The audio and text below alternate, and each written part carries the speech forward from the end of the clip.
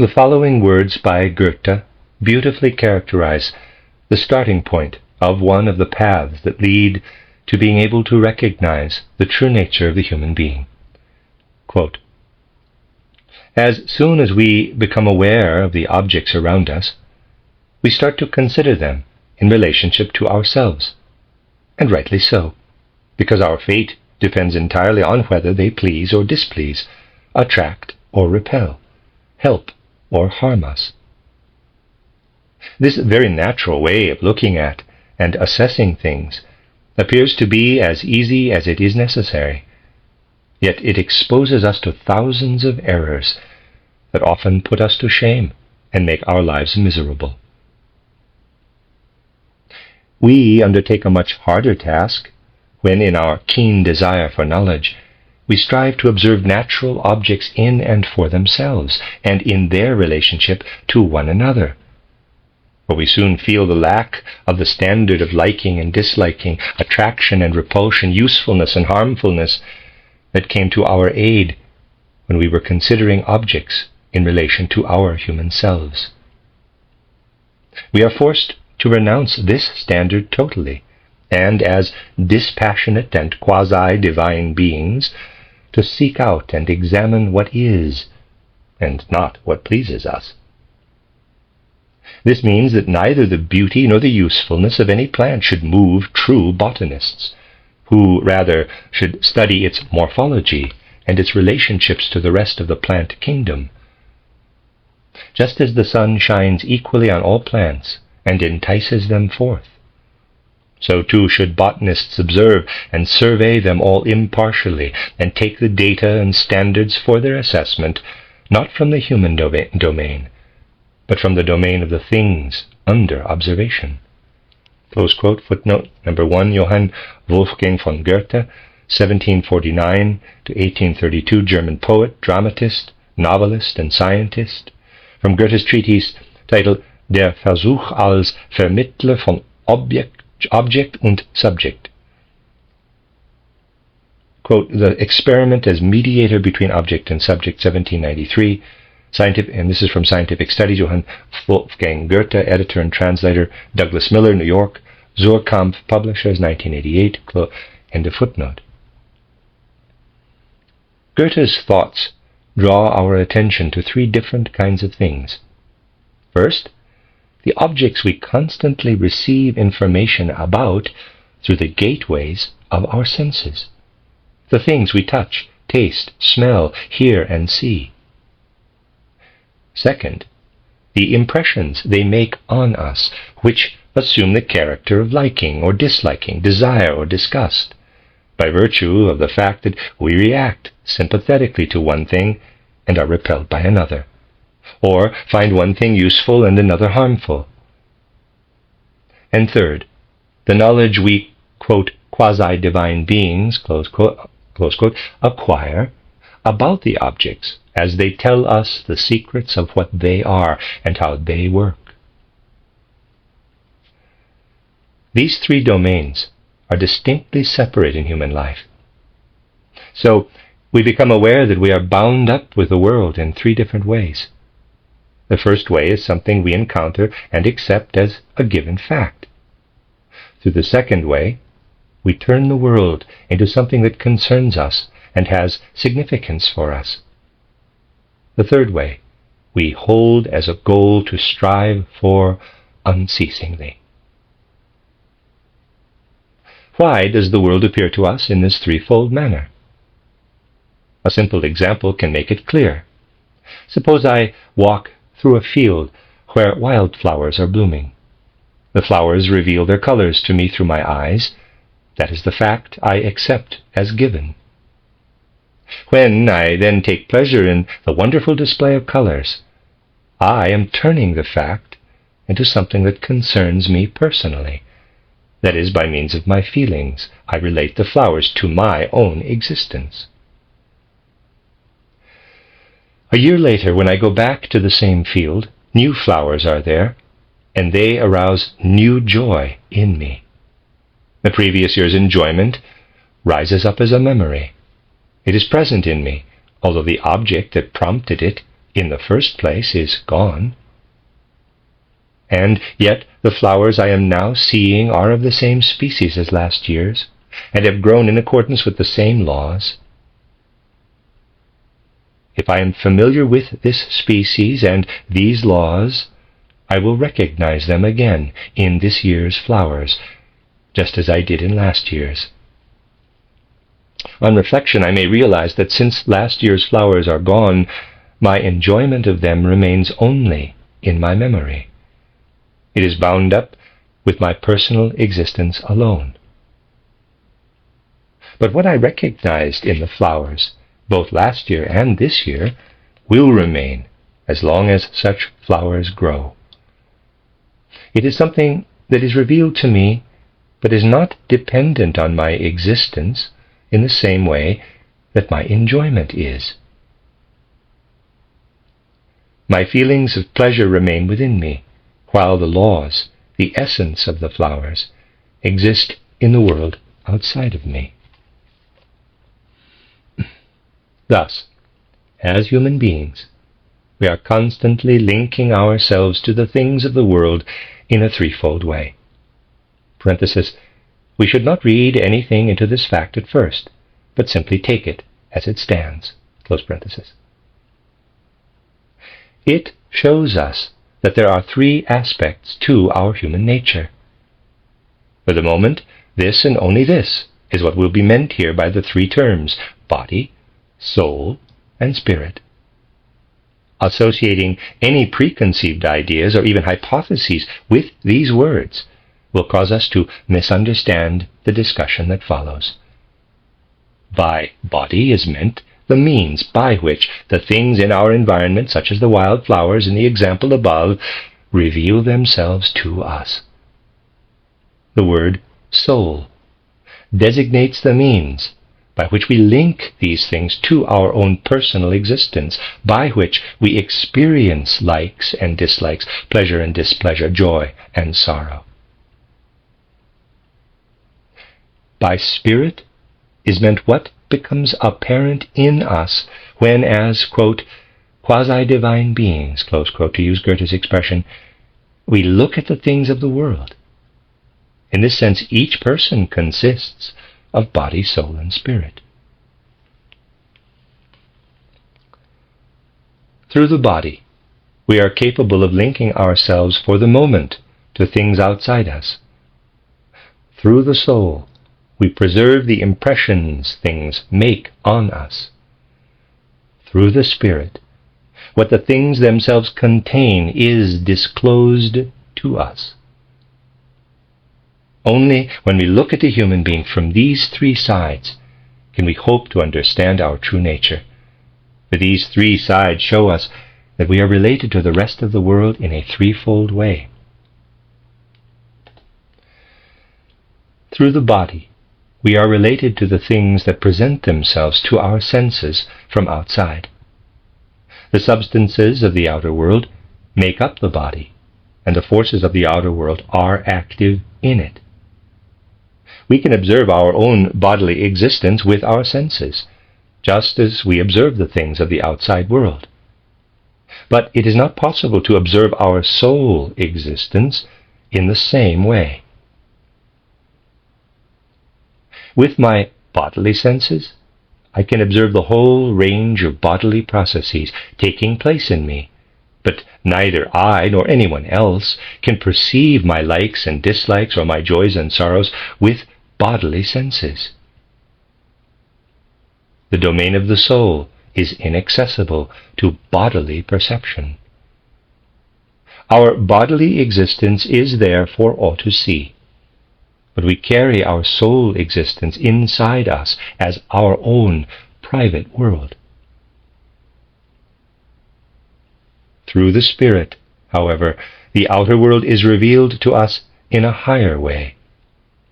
Although it is true that the secrets of the outer world disclose themselves inside us, in the Spirit we step outside of ourselves and let the things themselves tell us what is significant for them rather than for us.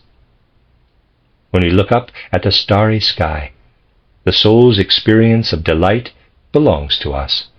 But the eternal laws of the stars, which we may grasp in thought and in spirit, do not belong to us.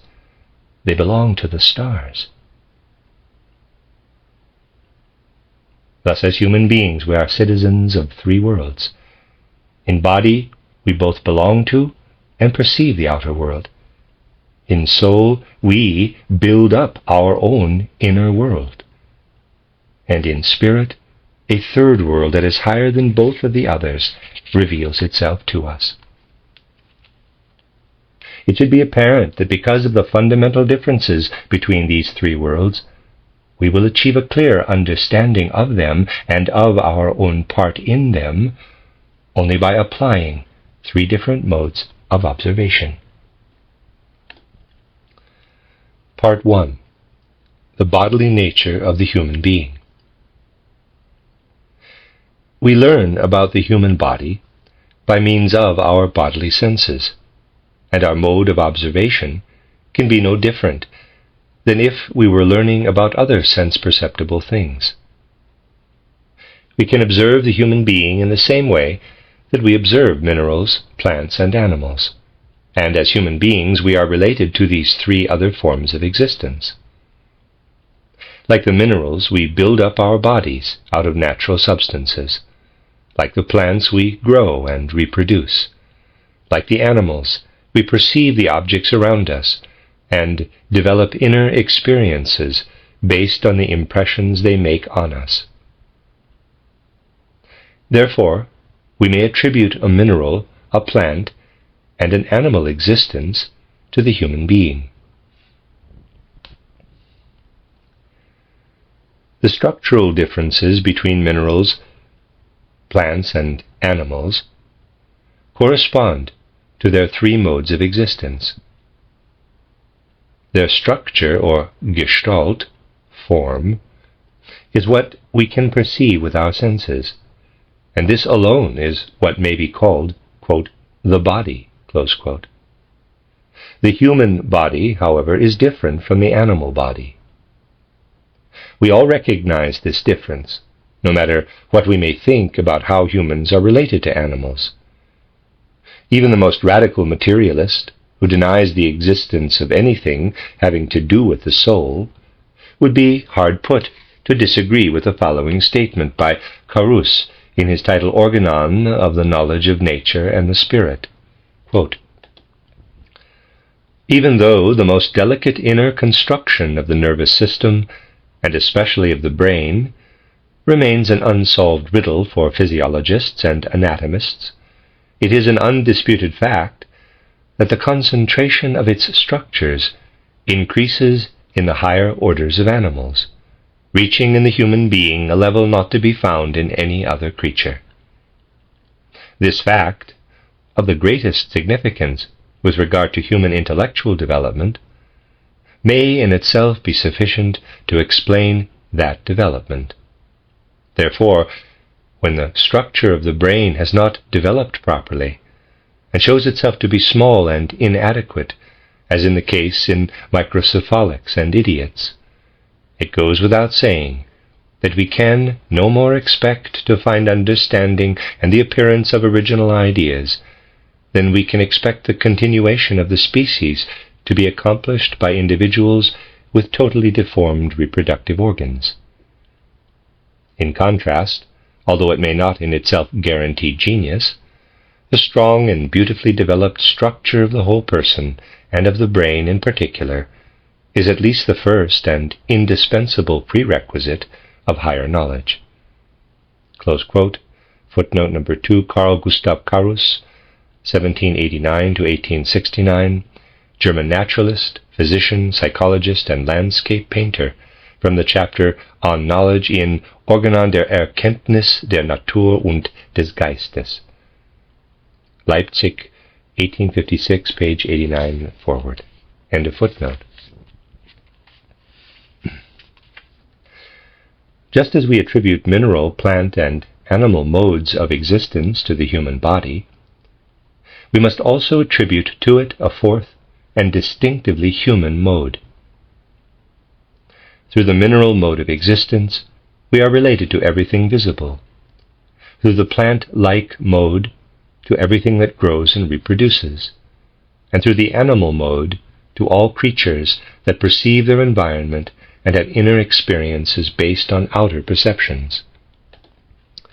But through the human mode, even with regard to the physical body, we make up a kingdom that is ours alone. Part 2. The soul nature of the human being. As an individual, private inner world, soul nature is different from bodily nature.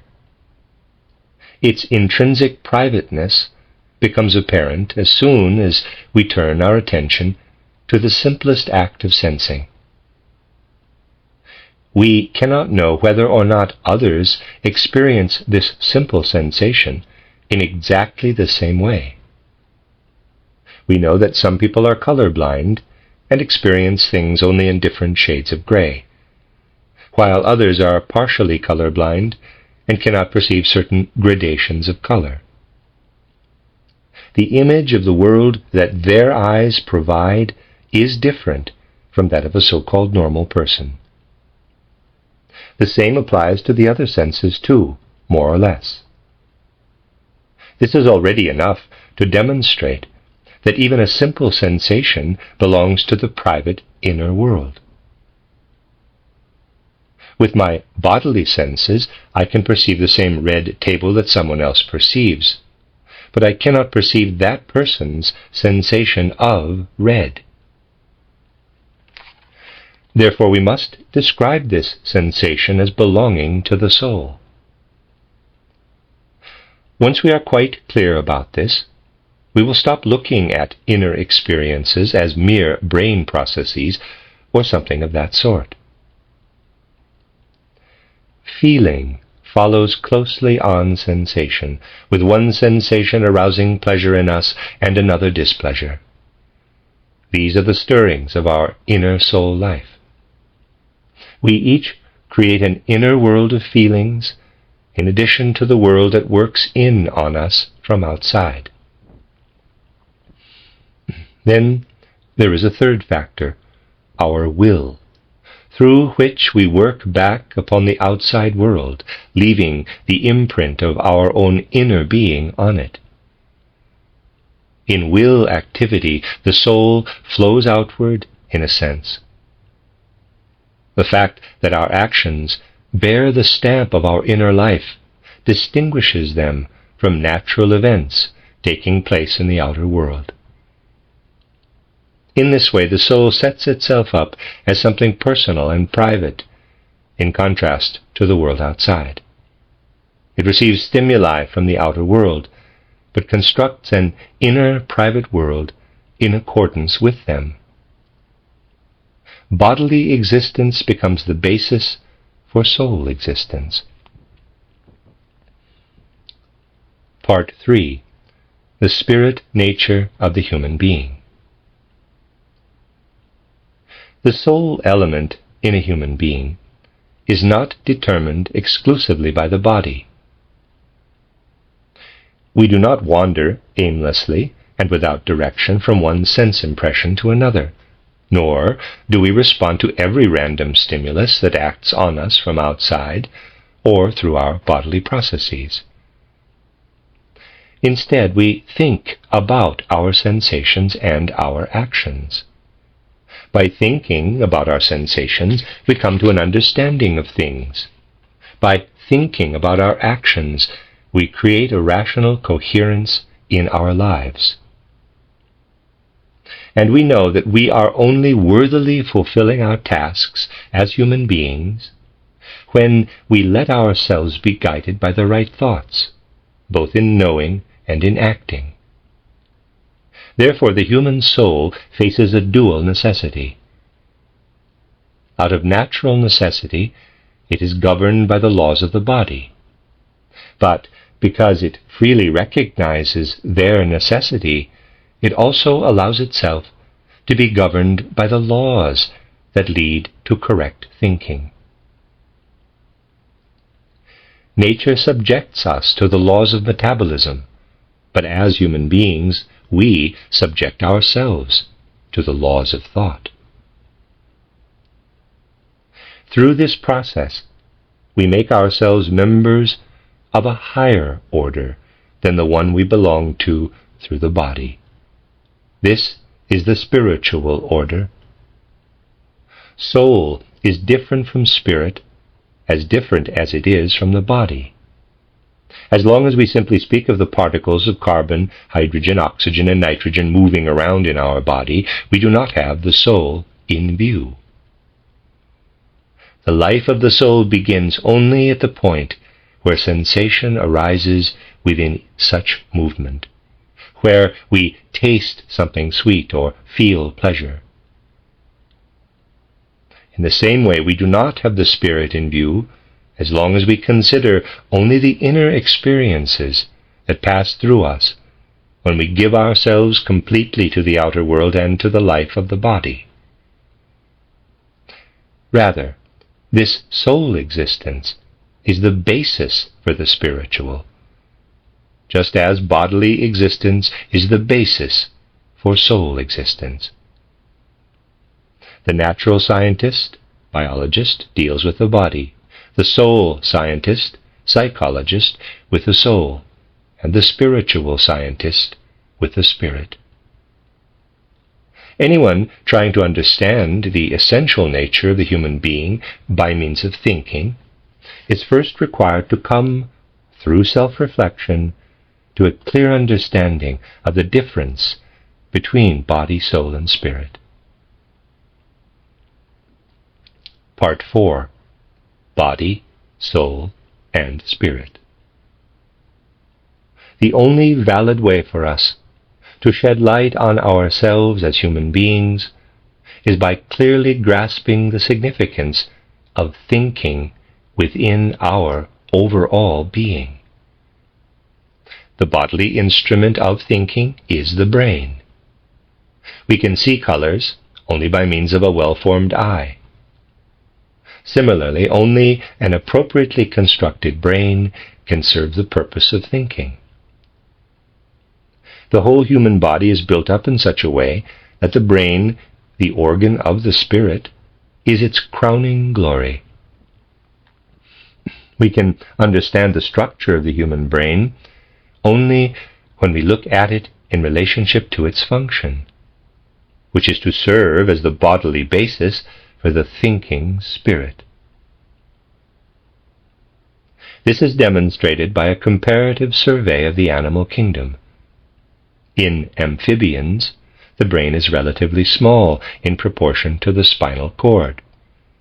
In mammals it is larger, and in humans it is largest of all in proportion to the rest of the body. Numerous prejudices prevail against observations about thinking, such as those being made here. Many people tend to underestimate thinking, and to place more value on the warmth and depth of feelings or sensations. They even claim that it is not through sober thinking, but through the warmth of feelings, through the direct power of sensations, that we ascend to higher knowledge. These people are afraid that clear thinking will deaden their feelings. This is certainly true of mundane thinking that is concerned only with utilitarian things, but exactly the opposite is true of thoughts that lead to higher levels of existence. No feeling and no enthusiasm on earth can compare with the sensations of warmth, beauty, and exaltation that are enkindled by pure, crystal-clear thoughts relating to higher worlds. Our loftiest feelings are not the ones that happen by themselves, but the ones achieved through strenuous and energetic thinking.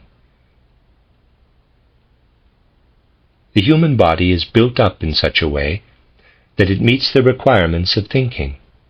That is, the same substances and forces that are also present in the mineral kingdom are put together in the human body in a way that allows thinking to appear.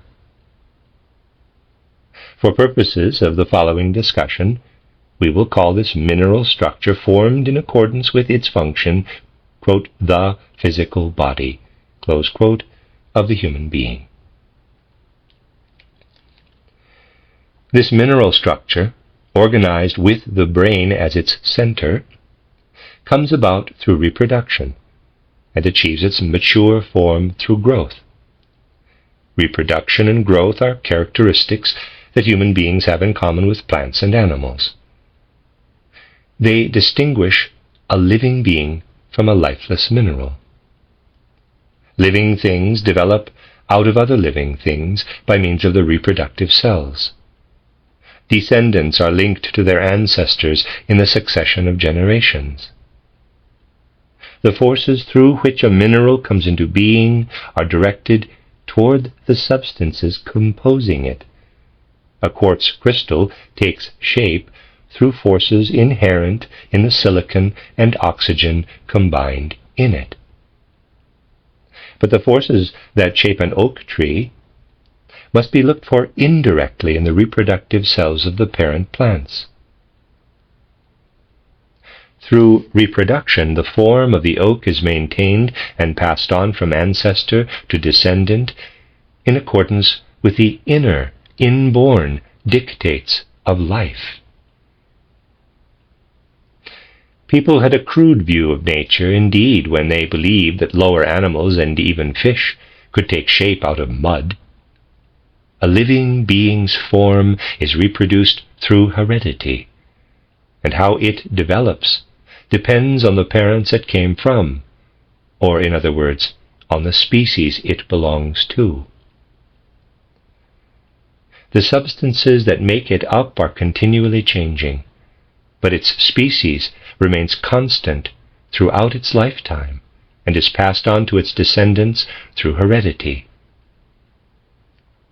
The species is, therefore, what determines how the substances are put together. We will call the species-determining force the life force. Footnote: not too long ago, any mention of a life force or vital force was taken as an indication of an unscientific mind. Here and there, however, we now begin to meet scientists who are no longer opposed to the idea of a vital force as it was understood in times past. But if we examine the progress of modern scientific thought, we find that those who refuse to acknowledge the existence of a vital force are more consistent in their logic, and it is certainly true that this life force does not belong to what we currently call, quote, the forces of nature, close quote. In fact, anyone who is unwilling to dispense with modern science's habitual concepts and ways of thinking, and to make the step to a higher mode of thinking, should refrain from using the term at all. Only spiritual scientific presuppositions and a spiritual scientific way of thinking make it possible to approach such things without being self-contradictory. Current theorists who are attempting to come to purely scientific conclusions have abandoned the belief, prevalent in the second half of the 19th century, that the phenomena of life can be explained solely in terms of forces that are also at work in inanimate nature. Noted naturalist Oscar Hertwig's book, Refuting the Darwinian Theory of Chance, is a scientific phenomenon that sheds light far and near. Parenthesis, Oscar Hertwig, 1849 to 1922, zoologist, professor in Berlin from 1888 to 1921.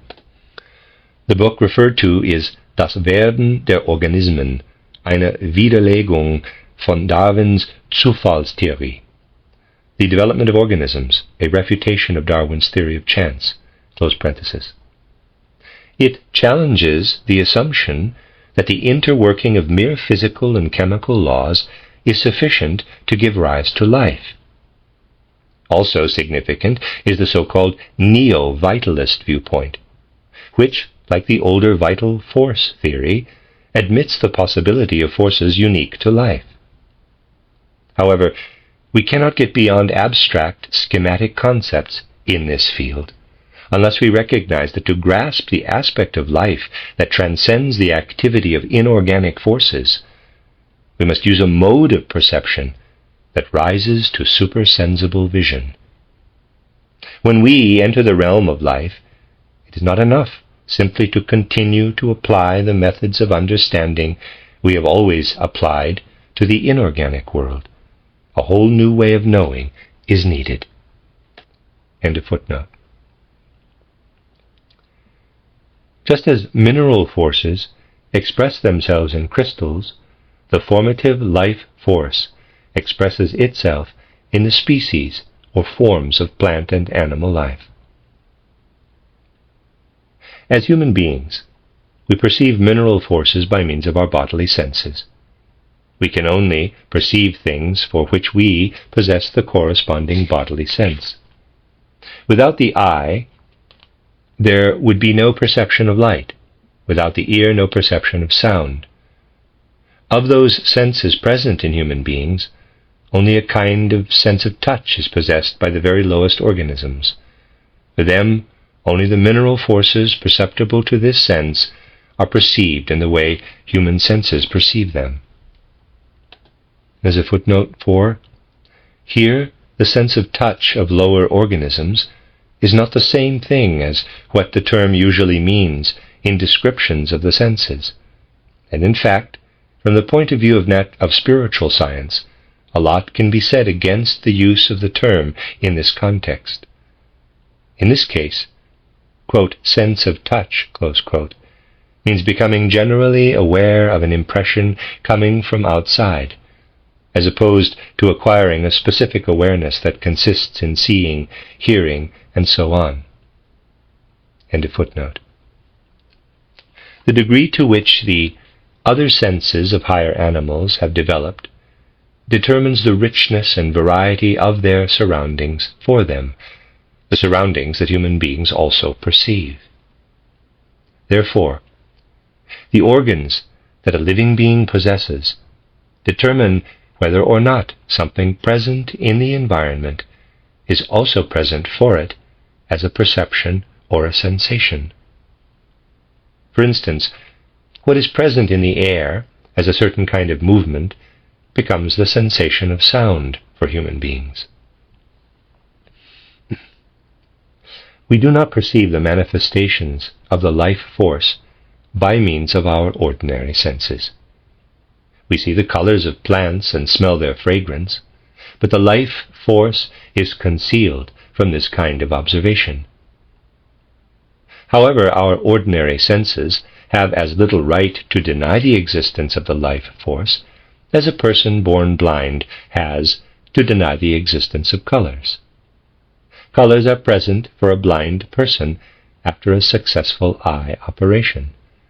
And in the same way, the plant and animal species, not just the individual plants and animals, created by the life force, are also present for those whose corresponding organ has opened up. A whole new world is disclosed to us once this organ has opened. From that point on, we perceive not only the colors, scents, and so forth of living things, we perceive their very life itself. In every plant and animal, we perceive the life-filled spiritual form in addition to the physical form. Since we need a name for this spirit form, we will call it the ether body or life body. For investigators of spiritual life, the ether body is not merely a result of the physical body's substances and forces, but a real independent entity that calls these same substances and forces to life. Speaking in the sense of spiritual science, we might put it like this. A body that is merely material, for example a crystal, owes its form to the physical formative forces inherent in lifeless matter. A living body, however, cannot owe its form to these same forces, since it starts to decay immediately once life has abandoned it, and it has been surrendered to physical forces alone. Footnote: for a long time after compiling this book, I also spoke of what is here termed ether body or life body as the body of formative forces. I felt compelled to give it this name because I believed one could not do enough to try to prevent the identification of what I meant with the life force or vital force of an earlier stage of science. When it comes to refuting this outdated concept, as modern science does, I agree in some respects with those who would deny the existence of any such force. That term was used in an attempt to explain the unique way of working that inorganic forces took on within a living organism. However, inorganic activity is actually no different inside an organism than it is outside in inorganic nature. Within an organism there is simply something additional present, something that is not inorganic, namely the formative activity of life, whose basis is the ether body, or body of formative forces.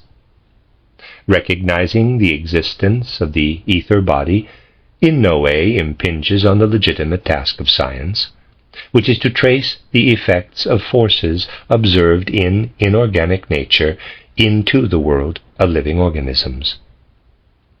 Spiritual science, however, also finds it justified not to imagine these effects as altered by a particular vital force within an organism. A spiritual researcher speaks of an ether body at the point where an organism discloses something that a lifeless object cannot. In spite of all this, I do not find it necessary to replace the term ether body with body of formative forces in this book, since in this context anyone who so chooses will be able to avoid misunderstanding. Misunderstanding will only arise if this term is used in an incompatible context. End of footnote. The life body is present at every moment of life as an entity that constantly maintains the physical body against decay. In order to see this life body, to perceive it in another living being, we need the awakened spiritual eye, EYE. We may be able to deduce the existence of the ether body on logical grounds without this spiritual eye, but we can, quote unquote, see it with the spiritual eye, just as we see colors with the physical eye. Please do not take offense at the term ether body, but take it simply as a name for what is described here. Ether, as the word is used here, means something different from the hypothetical ether of 19th century physics. In its structure, the human ether body, like the human physical body, is an image of its function. It too can be understood only in relation to the thinking spirit. The human ether body differs from that of plants and animals in being organized to support the thinking spirit. Just as we belong to the mineral world through our physical body, we belong to the world of life through our ether body. After death, the physical body disintegrates into the mineral world, the ether body into the world of life. The term body is used here to designate what gives a being of any kind its form, shape, or gestalt. It should not be confused with the sense-perceptible form of the material body. As used in this book, the term body can also refer to something that takes on form in soul or in spirit. The life body is still something external to us, but with the first stirrings of sensation, our inner self responds to the stimuli of the outer world. No matter how far we pursue what we justifiably call the external world, in quotes, we will never be able to find sensation. rays of light penetrate into the eye to the retina, where they stimulate chemical changes in what is called the visual purple in the rods of the retina. The effect of this stimulus then moves along the visual nerve to the brain, where further physical processes take place. If we could actually observe this happening, we would simply see physical processes like those that take place anywhere else in the external world.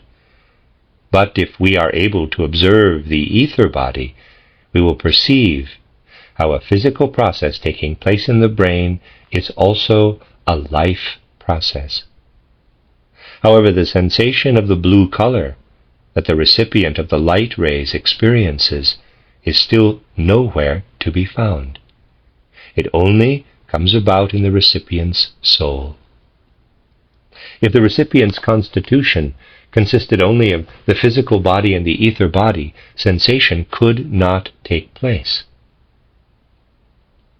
The activity through which sensation becomes a fact fundamentally differs from the working of the formative life force and elicits from it an inner experience. Without this activity, our response to external stimuli would be nothing more than a mere life process, such as those we observe in plants. Picture human beings receiving impressions from all sides. Our sensations respond to all these impressions. So we also picture ourselves as the source of the sentient activity described above, which moves out in all the directions from which we receive impressions. We will call this source of activity the sentient soul. It is just as real as the physical body. If a person stands before me and I disregard his or her sentient soul, imagining that person merely as a physical body, it is as if I were imagining a painting as nothing more than its canvas. With regard to perceiving the sentient soul, we must say something similar to what was said earlier about the ether body. Our bodily organs are blind to the sentient soul, and so is the organ by which life can be perceived as life, by which the ether body can be perceived. But by means of a still higher organ, the inner world of sensations can become a particular kind of supersensible perception. As we develop this organ, we become able not only to sense the impressions of the physical and ether worlds, but also to see the sensations as such.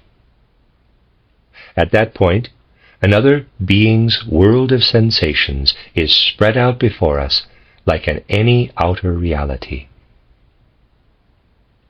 We must differentiate between experiencing our own world of sensations and perceiving that of someone else.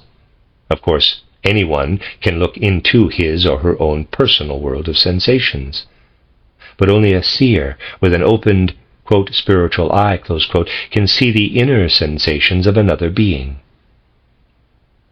Unless we are seers, we can know the world of sensation only as something within ourselves, as the personal and hidden experiences of our own souls.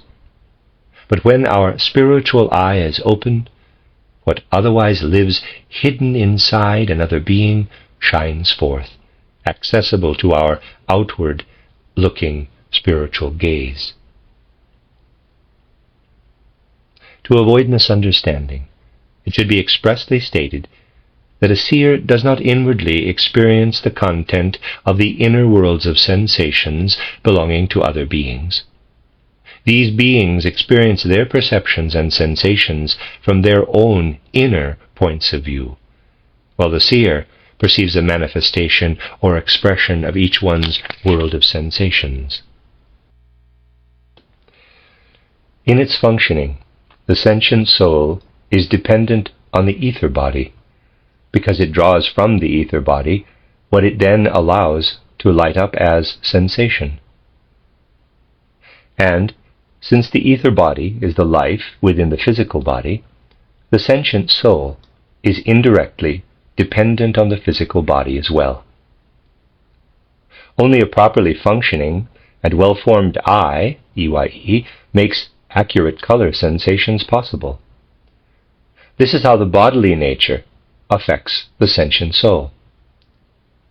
The sentient soul is thus determined and restricted in its activity by the physical body, and lives within the limits set by our bodily nature. That is, the physical body, which is built up out of mineral substances and enlivened by the ether body, in turn sets the limits for our sentient soul.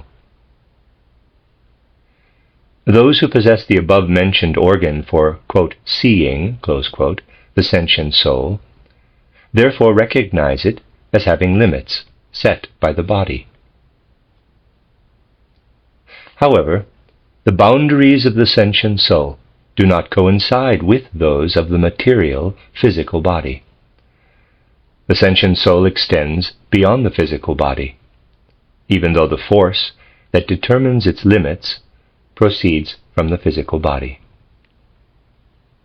This means that still another distinct member of the human constitution inserts itself between the physical and ether bodies on the one hand, and the sentient soul on the other. This is the sentient or soul body. To say it in another way, a portion of the ether body is finer than the rest, and this finer part forms a unity with the sentient soul, while the coarser part forms a kind of unity with the physical body. However, the sentient soul extends beyond the soul body. For simplicity's sake, we have chosen the term sentient soul, which is related to sensing, but in fact sensing is only one aspect of the soul's being. Our feelings of pleasure and displeasure, our drives, instincts, and passions are all very close to our sensations. They are all similarly private and individual in character, and similarly dependent on our bodily nature. Our sentient soul interacts with thinking, with the spirit, just as it does with the body. To begin with, thinking serves the sentient soul. We formulate thoughts about our sensations and thus explain the outer world to ourselves. For instance, a child who has been burned thinks about it and arrives at the conclusion that fire burns. We do not blindly pursue our drives, instincts, and passions. We think about them, thus creating opportunities to gratify them. This is the direction taken by our material culture, which is the sum of the services rendered to the sentient soul by thinking. Vast amounts of thought power are directed toward this end. Thought power has created ships, railroads, telegraphs, and telephones, all things that for the most part serve to satisfy the needs of sentient souls. We have seen how the formative life force pervades the physical body. In a similar way, thought power pervades the sentient soul. The formative life force connects the physical body to its ancestors and descendants, and thus places it in the context of natural laws, having nothing to do with mere minerals. Similarly, thought power gives the soul a place within a system of laws to which it does not belong as mere sentient soul. Through the sentient soul we are related to the animals, in whom we can also recognize the presence of sensations, drives, instincts, and passions. Animals, however, follow these up directly without interweaving them with independent thoughts that transcend immediate experience. Footnote: spiritual scientific statements must be taken very exactly, because they are of value only if the ideas are expressed precisely. For example, take the sentence, quote, "Animals follow these," perceptions, instincts, etc., "up directly, without interweaving them with independent thoughts that go beyond their immediate experience." If the modifiers independent and that go beyond their immediate experience are not fully taken into account, it would be easy to make the mistake of assuming that what is meant here is that no thoughts are present in the sensations and instincts of animals. However, true spiritual science is based on the recognition that the inner experience of animals, like everything else in existence, is permeated with thoughts, although these thoughts are not those of an independent capital I living within each animal. Instead, they belong to a collective animal ego that must be seen as a being that governs the individual animals from outside. This collective ego, unlike the human I, capital, is not present in the physical world, but works on the animals from the soul world described on pages 93 and forward. Parenthesis, further details may be found in title and outline of Esoteric Science by this author, close parenthesis. The point here is that in human beings, thoughts acquire an independent existence. That is, we can have a direct soul experience of them as thoughts, rather than experiencing them indirectly in sensation. End of footnote. This is also the case, to a certain extent, with less developed human beings. As such, therefore, the sentient soul is different from the more highly evolved part of the soul that places thinking in its service. We may call this soul which is served by thinking the mind soul. The mind soul permeates the sentient soul. Anyone who possesses the organ for, quote, seeing, close quote, the soul, will see the mind soul as an entity distinct from the mere sentient soul. Through thinking, we are led beyond our own personal lives. We acquire something that extends beyond our own souls. We take it as a matter of course that the laws of thinking correspond with the universal order. We can feel at home in the universe because this correspondence exists, and it is a weighty factor in learning to recognize our own essential nature. We seek the truth in our soul. Through this truth, not only the soul, but also the things of the world express themselves. Truth recognized through thinking has an independent significance, which refers to the things of the world and not merely to our own souls.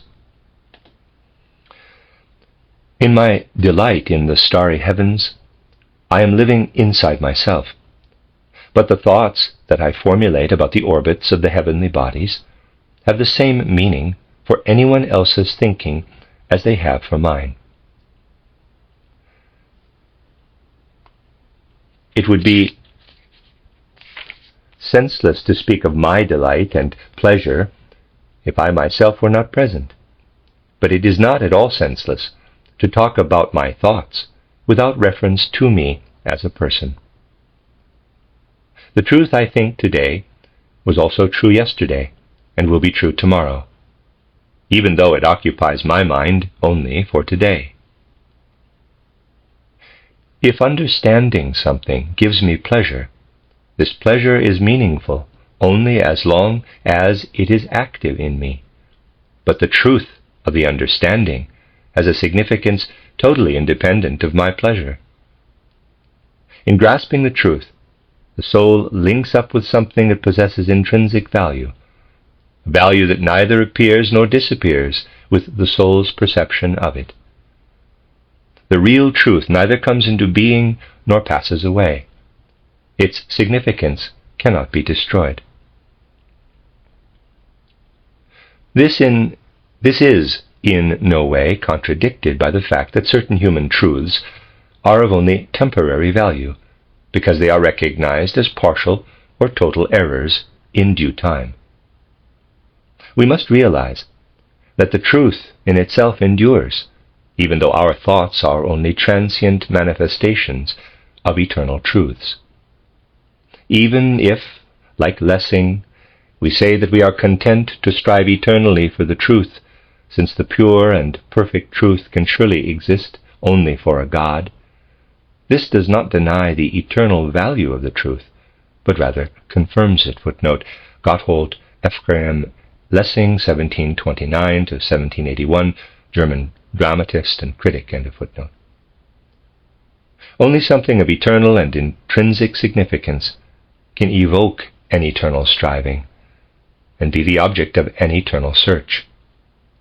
If the truth were not wholly independent in itself, if its value and significance came from the feelings of human souls, then it could not be a goal agreed on by all humankind. The very fact that we all strive for it confirms its independent nature. This applies equally to what is truly good. What is morally right is independent of our inclinations and passions, insofar as it does not submit to them, but makes them submit to it. Desire and revulsion, likes and dislikes, are the property of each individual human soul. But duty stands higher than likes and dislikes, sometimes standing so high in people's estimation that they will give up their lives for it. The more we have ennobled our inclinations, our likes and dislikes, so that they submit without force or compulsion to what we recognize as our duty, the higher we stand as human beings. What is morally right, like what is true, has an intrinsic, eternal value that it does not receive from the sentient soul.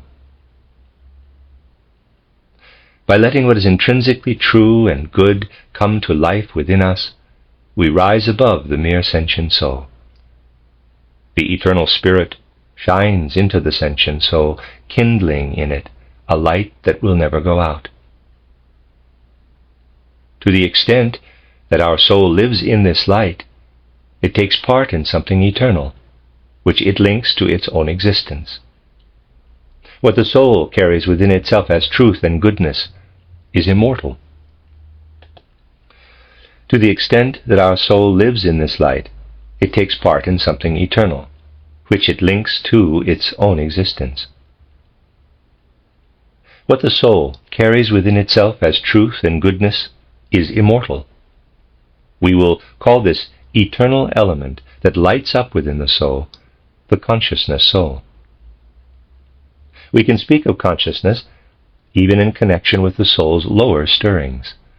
Even the most mundane sensation is already the object of consciousness, and to this extent animals must also be credited with having consciousness. But the very core of human consciousness, the, quote, soul within the soul, close quote, so to speak, is what, quote, consciousness soul, close quote, means here. The consciousness soul is different from the mind soul, which is still entangled in sensations, drives, emotions, and so forth. We all know how we accept our personal preferences as true at first.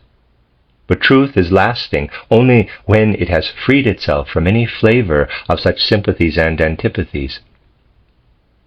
The truth is true, even if all our personal feelings revolt against it. We will apply the term consciousness soul to that part of the soul in which truth lives. Thus the soul, like the body, consists of three distinct members: the sentient soul, the mind soul, and the consciousness soul.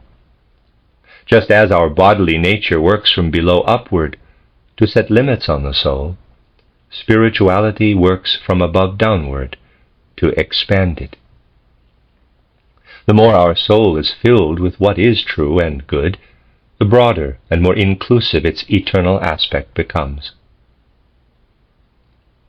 For anyone who can, quote, see, close quote, the soul, the glow that proceeds from a human being whose eternal aspect is expanding is as real as a flame's radiant light is to the physical eye. To the seer, the visible bodily person is only a part of the whole human being, the coarsest structure in the midst of others that interpenetrate it and each other. The ether body as a life form fills out the physical body, and beyond the ether body we can distinguish the soul body or astral form projecting outward on all sides. Extending beyond this is the sentient soul, and then the mind soul that grows ever larger as it takes in ever more of the true and the good. If people lived solely out of their own inclinations, likes and dislikes, the boundaries of their mind souls would coincide with those of their sentient souls. This formation, in the midst of which the physical body can be seen as if in a cloud, can be called the human aura. When the essential nature of the human being is seen in the way that this book attempts to describe, it is supplemented and enriched by the measure of the aura. In the course of our early development, a moment arrives when, for the first time in our lives, each of us experiences him or herself as an independent being, face to face with the rest of the world. For sensitive people, this is a significant experience. In his autobiography, the poet Jean-Paul recounts this moment. Quote, "Although I have never told anyone about it, I will never forget the experience of being present at the birth of my self-awareness. I can tell you the place and time exactly. One morning, when I was a very small child, I was standing in the front door looking toward the wood pile on the left, when suddenly the inner vision, quote, 'I am an I,' close quote, struck me like a lightning bolt from heaven. It has gone on shining ever since. My I had seen itself for the first time and for all time.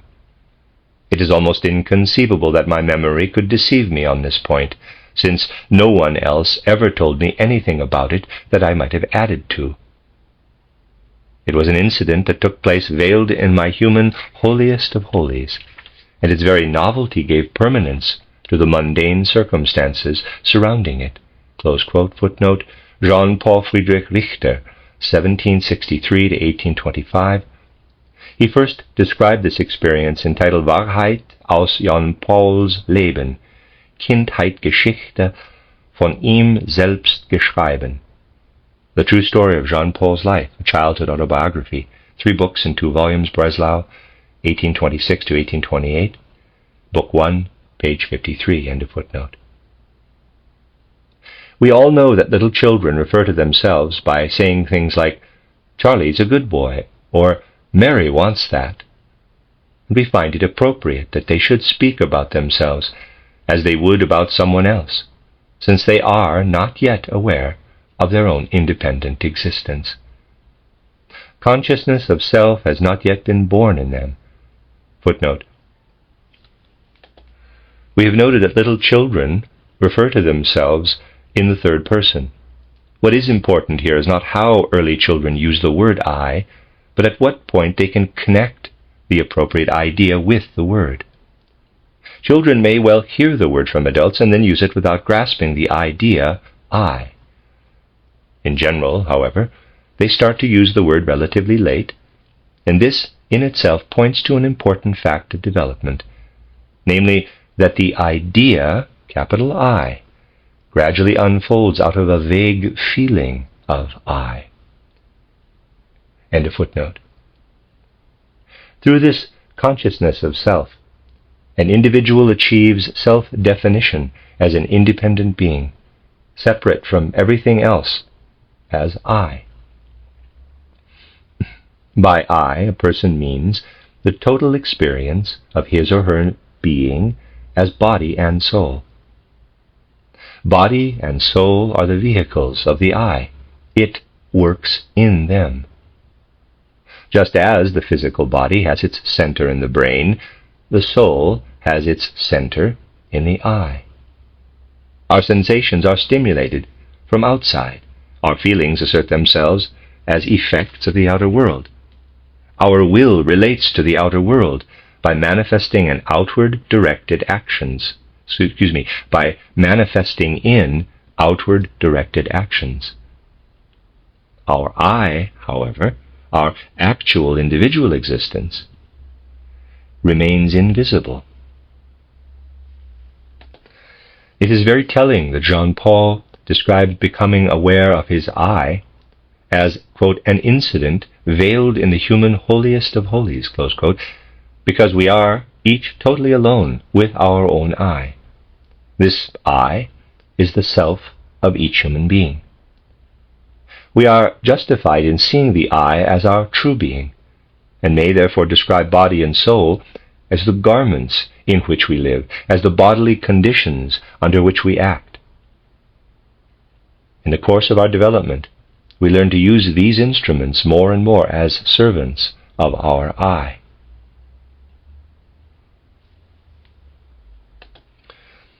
This little word, I, as it is used in our language, is a name different from all other names. Appropriate reflection on the nature of this name opens up an approach to understanding human nature in a deeper sense. Any other name can be applied to the corresponding object by all of us in the same way. Everyone can call a table, table, and a chair, chair. But this is not the case with the name I. No one can use it to mean someone else. Each of us can only call him or herself I. The name I, if it designates me, can never reach my ear from outside. The soul can only designate itself as I from within, through itself. Thus, when we say I to ourselves, something begins to speak in us that has nothing to do with any of the worlds from which the above-mentioned garments are taken. The I gains an ever-increasing mastery over body and soul, and this is expressed in a person's aura. The greater the mastery, the more differentiated, complex, and richly colored the aura becomes. How the I affects the aura is visible to the seer, but the I itself is not. It is truly veiled in the human holiest of holies. The I takes in the rays of the light that shines as eternal light in each human being. Just as we gather up experiences of body and soul in the I, we also allow thoughts of truth and goodness to flow into it. Just as we gather up experiences of body and soul in the I, we also allow thoughts of truth and goodness to flow into it. Sense-perceptible phenomena reveal themselves to our I from one side, the spirit from the other. Body and soul give themselves over to the I in order to serve it, but the I gives itself over to the spirit in order to be filled by it. The I lives within the body and the soul, but the spirit lives within the I. What there is of spirit in the I is eternal, for the I receives its nature and significance from whatever it is united with. To the extent that it dwells in a physical body, it is subject to mineral laws. Through the ether body, it is subject to the laws governing reproduction and growth. By virtue of the sentient and mind souls, it is subject to the laws of the soul world. And to the extent that it receives the spiritual into itself, it is subject to the laws of the spirit. What is formed in accordance with mineral laws and the laws of life comes into existence and passes away again.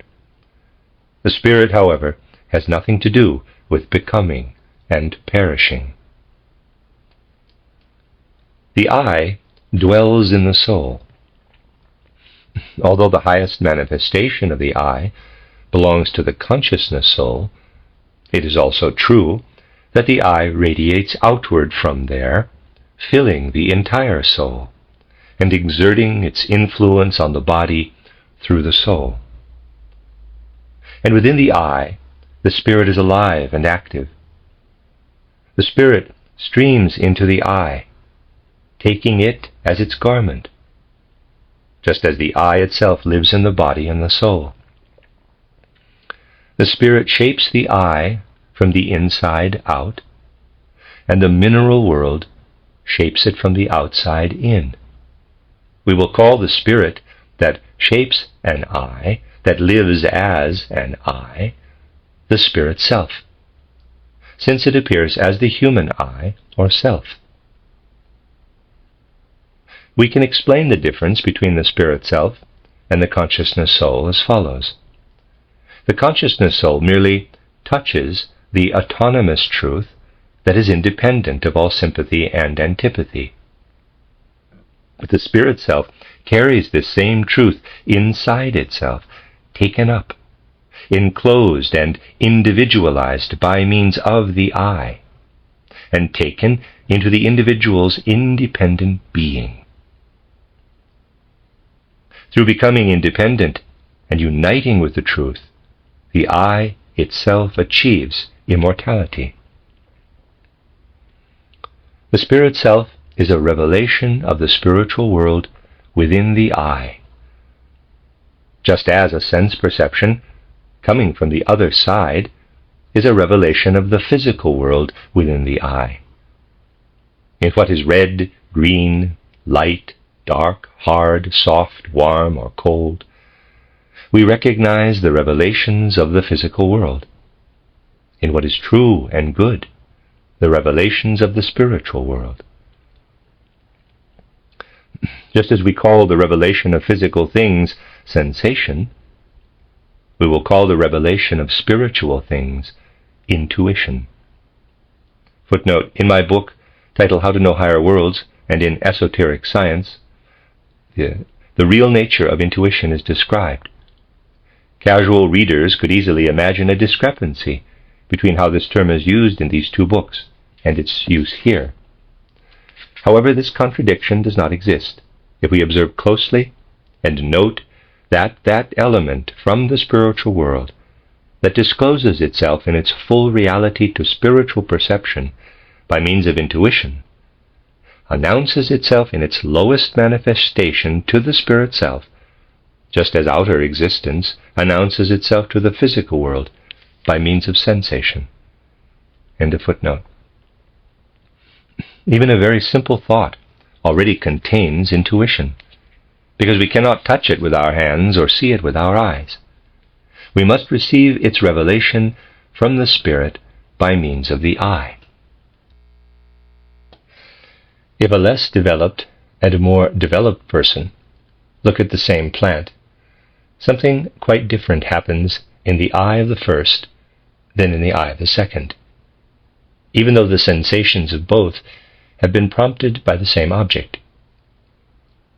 The difference is that one person can form much more complete thoughts about the object than the other.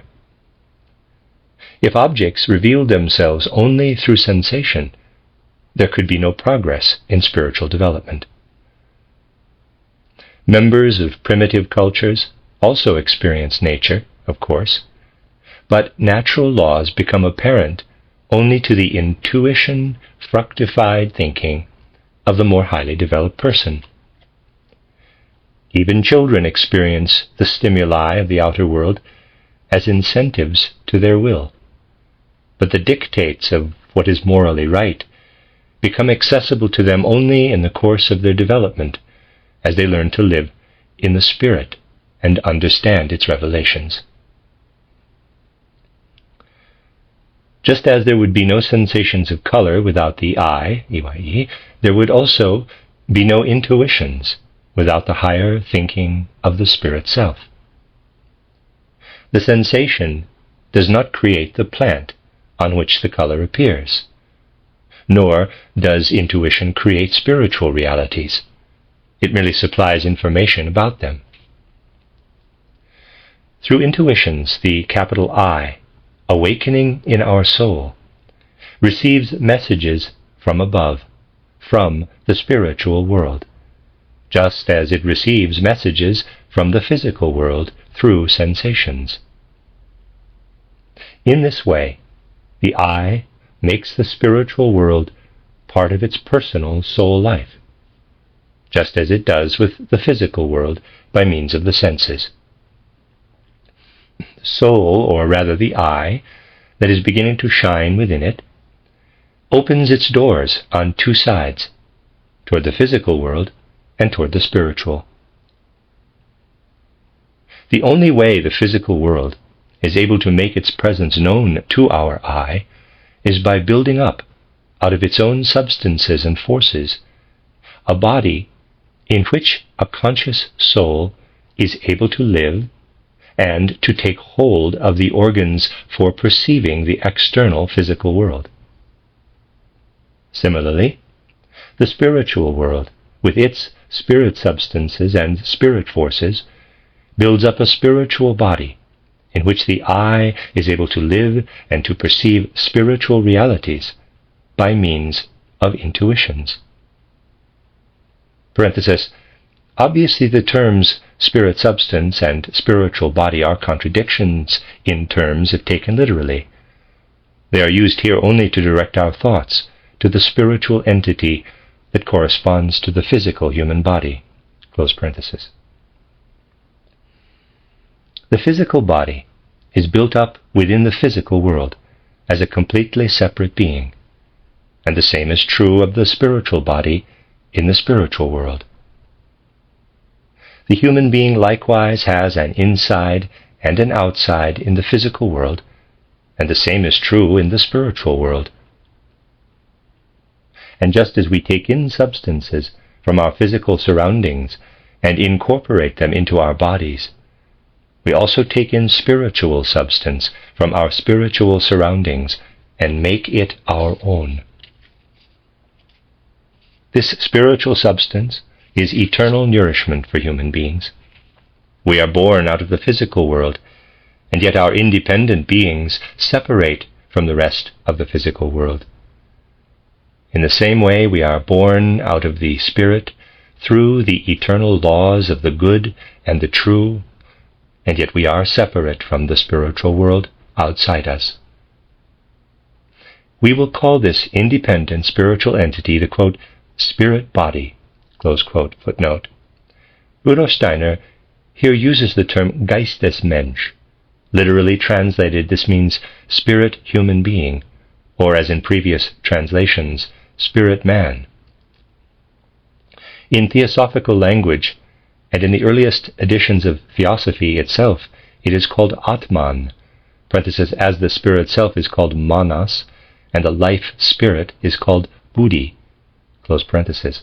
It is clear from the present context, however, and from the conclusion, namely that the Geistesmensch, or spirit human being, is the physical body transformed by the I, that spirit body is actually the most unambiguous and least confusing translation. See a footnote titled The Spiritual Hierarchies and the Reflection in the Physical World, page 44. Quote, outwardly, the physical body appears a physical body, but inwardly it is completely controlled and permeated by the I. At this stage, the physical body is both physical body and Atman, close quote. Also from the Gospel of St. John, page 36, quote, the human being will finally reach the point where by means of the I, he or she will transform the physical body also. That part of the physical body which is transformed by the I is called Atman, or spirit man. And on page 116 of that work, quote, and the physical body will be so greatly metamorphosed that it will, at the same time, be as truly a spirit man, Atman, as it is now a physical body. Close quote, end of footnote.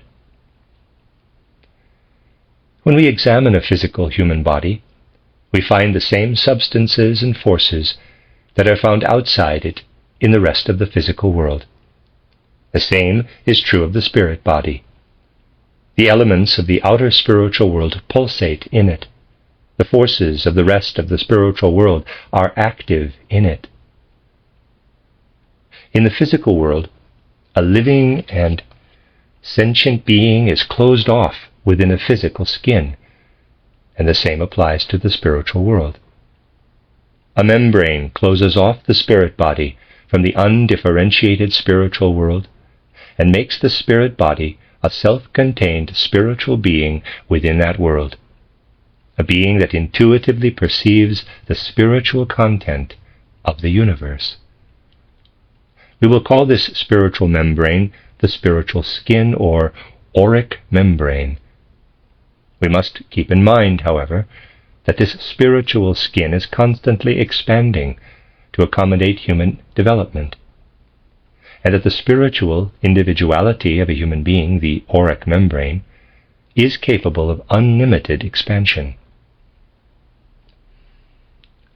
Inside the spiritual skin, the spirit body is alive. It is built up by a spiritual life force in the same sense that the physical body is built up by a physical life force. Therefore, just as we speak of an ether body, we must also speak of an ether spirit for the spirit body. We will call this ether spirit the life spirit. The spiritual constitution of the human being is thus subdivided into three members: the spirit body, the life spirit, and the spirit self. For someone who can, quote-unquote, see in spiritual regions, this spiritual constitution is a perceptible reality, the higher, truly spiritual portion of the aura. A seer can see the spirit body as life spirit inside the spiritual skin, can see how the life spirit constantly grows larger by taking in nourishment from the outer spiritual world, and can also see how, as a result, the spiritual skin continues to expand and the spirit body becomes larger and larger. Of course, the spatial concept of getting larger is only an image of the actual reality. Nevertheless, in picturing this, we are directed toward the corresponding spiritual reality. The difference between the human being as a spiritual being and as a physical being is that physical growth is restricted to a fixed size, while spiritual growth can continue indefinitely. What is taken in as spiritual nourishment is of eternal value. It follows that the human aura is made up of two interpenetrating parts, one of which is given form and color by our physical existence, the other by our spiritual existence. The eye provides the separation between the two. The physical relinquishes its distinctive character to build up a body that allows a soul to come to life, while, on the other side, the eye does the same, allowing the spirit to have a life within it. The spirit, in turn, permeates the soul and gives it a goal in the spiritual world. Through the physical body, the soul is confined to physical existence. Through the spirit body, it grows wings that give it mobility in the spiritual world.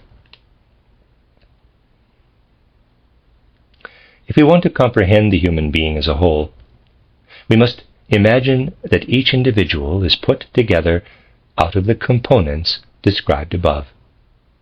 The physical body builds itself up out of the world of physical substance in such a way that this structure meets the requirements of a thinking I, capital.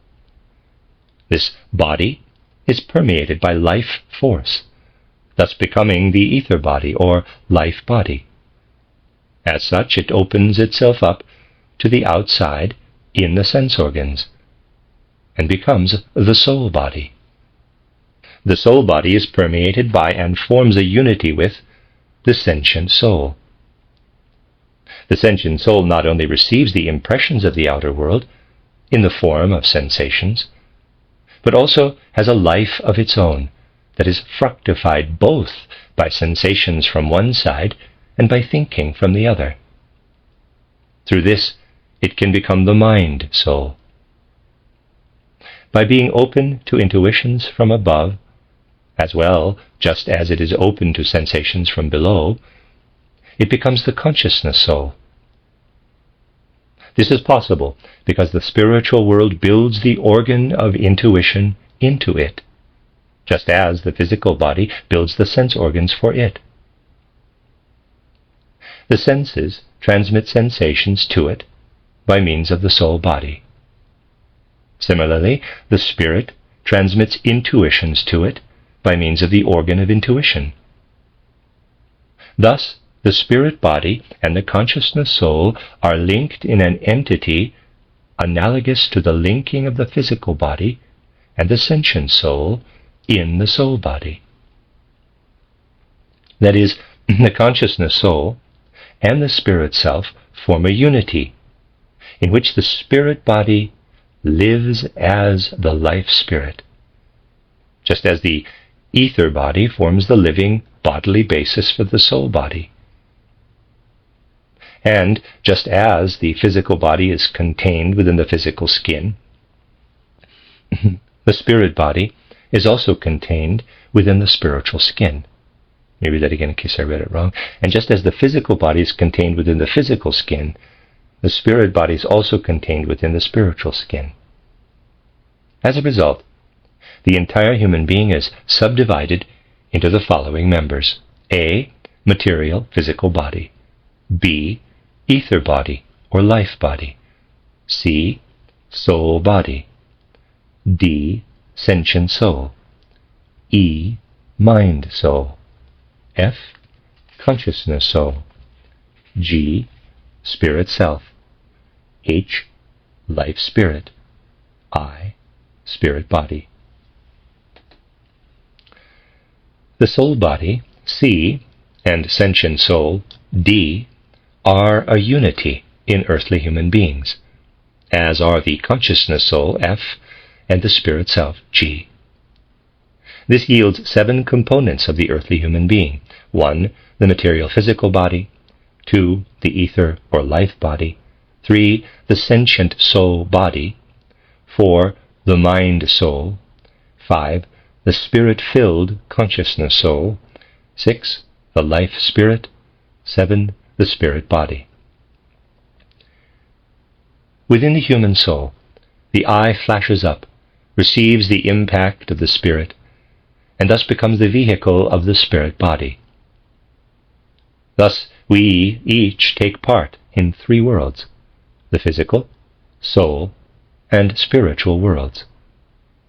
We are rooted in the physical world through the material physical body, ether body, and soul body. We come to flower in the spiritual world through the spirit self, life spirit, and spirit body. But the stem, which roots at one end and flowers at the other, is the soul itself. It is possible to give a simplified version of this subdivision of the human being that is in complete harmony with the original. Although the human eye lights up in the consciousness soul, it also permeates the entire being of the soul, whose members on the whole are less clearly separated than the components of the bodily organization, and interpenetrate one another in a higher sense.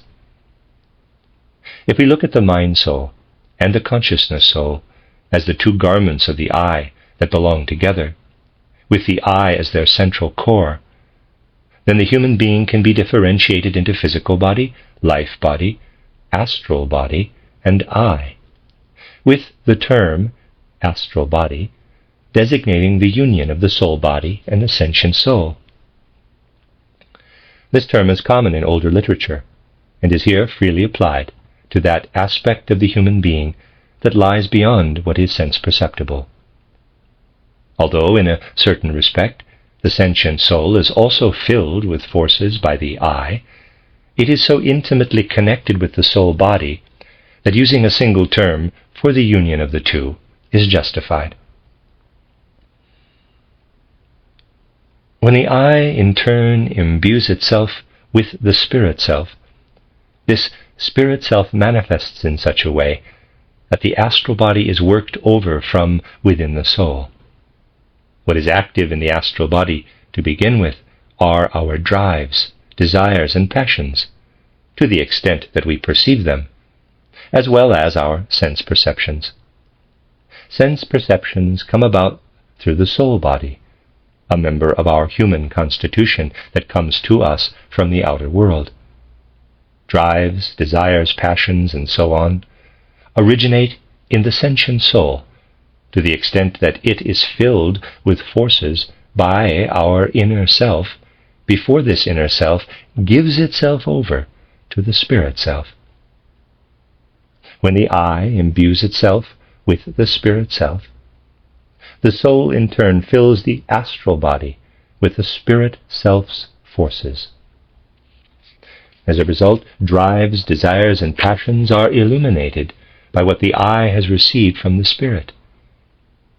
The I has then become master over the world of drives, desires, and so on, by virtue of its participation in the spiritual world. To the extent that this mastery takes place, the spirit self appears within the astral body, which is transformed as a result. The astral body then appears as a two-part entity, one part transformed and the other untransformed. For this reason, we may call the spirit self, in its manifestation in the human being, the transformed astral body. A similar process takes place when we receive the life spirit into the I. The life body is transformed by being imbued with the life spirit. That is, the life spirit manifests in such a way that the life body becomes something different. Thus we can also say that the life spirit is the transforming life body.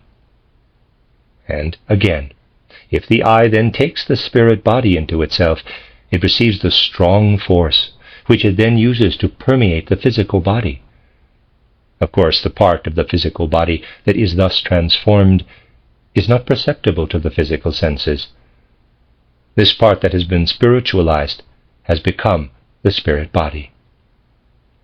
The physical body as a physical thing is then perceptible to the physical senses, but to the extent to which it has been spiritualized, it must be perceived by spiritual faculties. To the outer senses, even the physical part that has been permeated by the spiritual appears to be purely physical. Taking all of this as a basis, we can now present the following subdivision of the human being. 1. Astral body. 2. Life body. 3. Read those again. 1. Physical body. 2. Life body. 3. Astral body. 4. The I as the soul's central core. 5. Spirit self as transformed astral body. 6. Life spirit as transformed life body. 7. Spirit body as transformed physical body. Addendum. It may seem that the subdivisions of the human constitution presented in this book are based on purely arbitrary distinctions between parts within a monolithic soul life. To counter this objection, it must be emphasized that the significance of this phenomenon is similar to that of the appearance of the 7 colors of the rainbow, which light passes through when light passes through a prism. What a physicist contributes to our understanding of light by studying this process and the 7 colors that result is analogous to what the spiritual scientist does for our understanding of the makeup of the human soul. The soul's 7 members are not abstract intellectual distinctions any more than are the light's 7 colors. In both cases, the distinctions rest on the inner nature of the things themselves.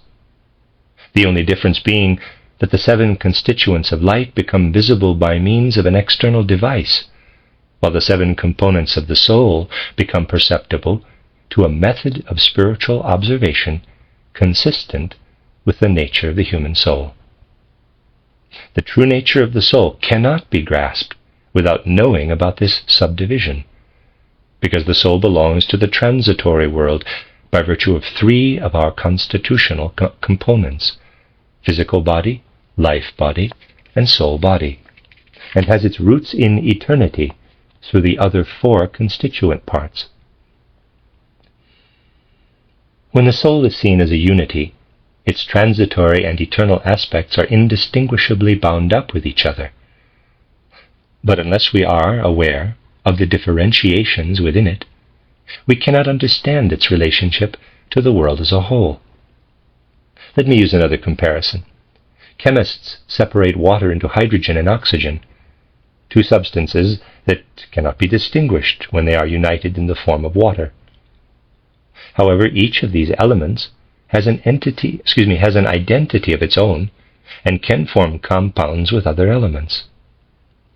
Similarly, at death, our three lower constitutional components unite with the makeup of the perishable world, while our four higher members unite with the eternal.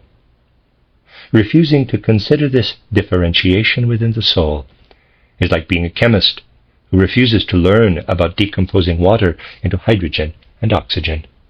The end of Chapter 1.